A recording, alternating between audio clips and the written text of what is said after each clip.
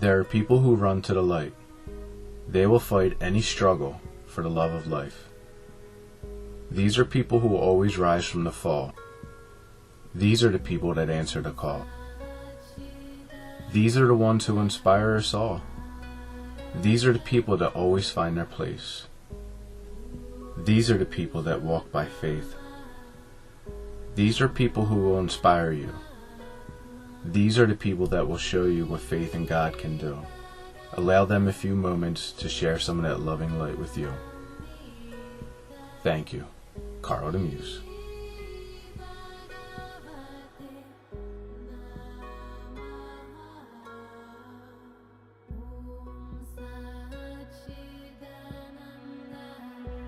Hello, my name is David Washko, and this is my father Philip, also known as Big Papa.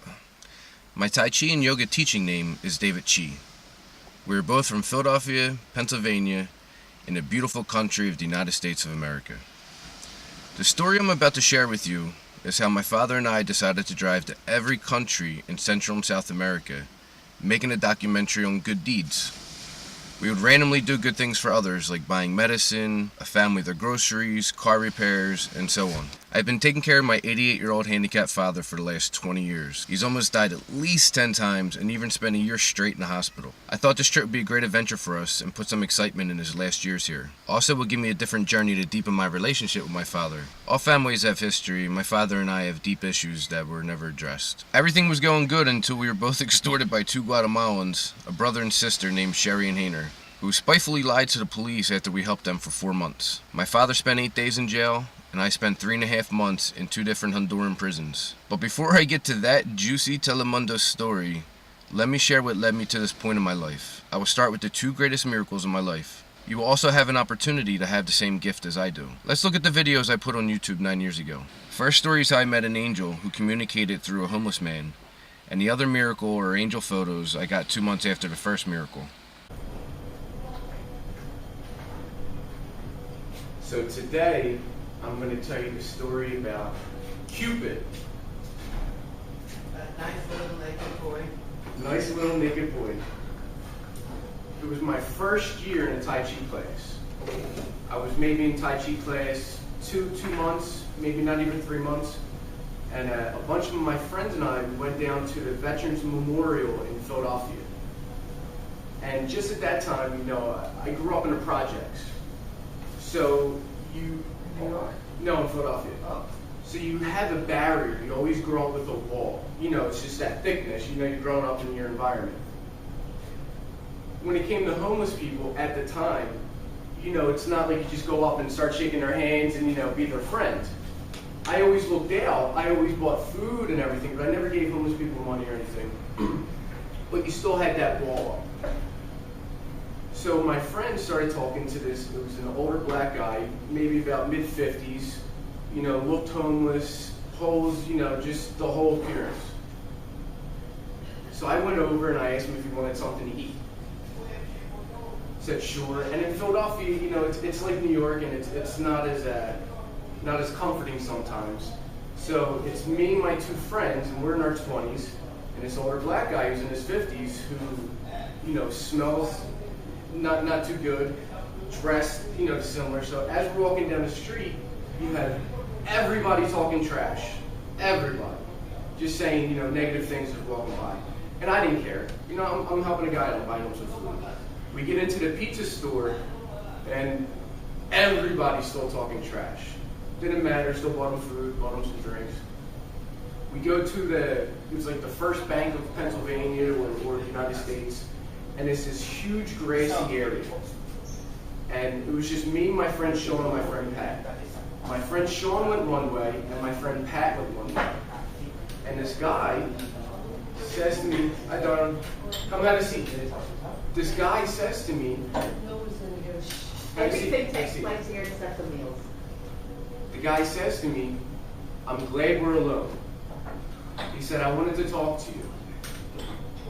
So I just started getting spiritual. I just started, realizing that there's other things out there in life in general. And so I'm always ready for signs and messages. Like, all right, what's he going to tell me? How's he going to, make me better? So he says, I've always been around you. I've always been protecting you.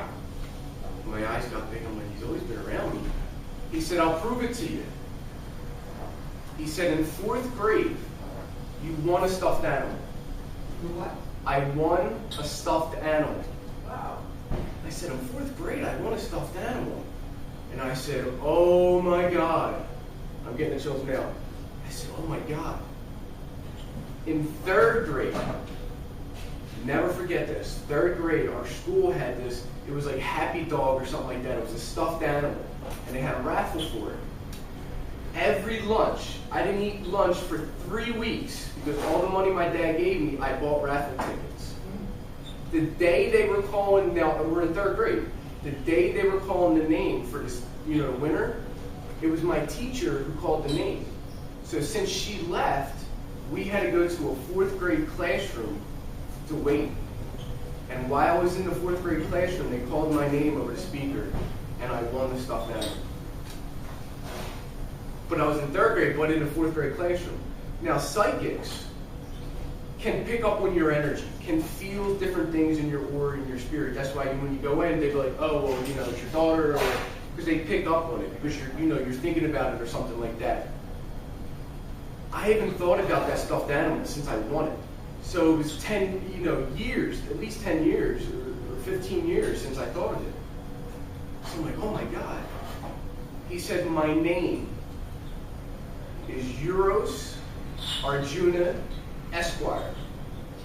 He said, you also know me as Cupid. And I'm like, oh my God.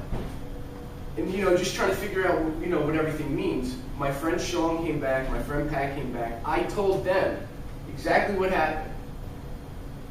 We thought he was, reading the Bible and everything else. We thought he may be a prophet, he may be, somebody holy. So we find out, he's going to a church the next day. So we come down, us 3 go to come down. We speak to the congregation at the church, we couldn't find him. We asked him, where is he? He was a professor at the University of Pennsylvania in metaphysics. He's been missing for 2 weeks, and he's been on lithium. Now, lithium is a very powerful tranquilizer. And when people are very sedated with medication, it's easy for your spirit and different things to go out on another plane. So just like, Poltergeist the movie and how the negative demon came in and she's like, oh, that can happen. But it can also happen with a positive essence. Something positive can come into somebody, deliver a message, and that's it. So he did deliver a message. And then, what happened with the angel story I explained last week with the angel story. He wasn't the man, the professor, wasn't a prophet. He was open during that specific time and place and all the right circumstances for the essence to come in, deliver the message, and then leave. So that's the first miracle that started my path. Really, really big first one. I was like, whoa. So every week I'm going to tell you a different one. But Cupid, the name Euros Arjuna Esquire, is a very powerful name.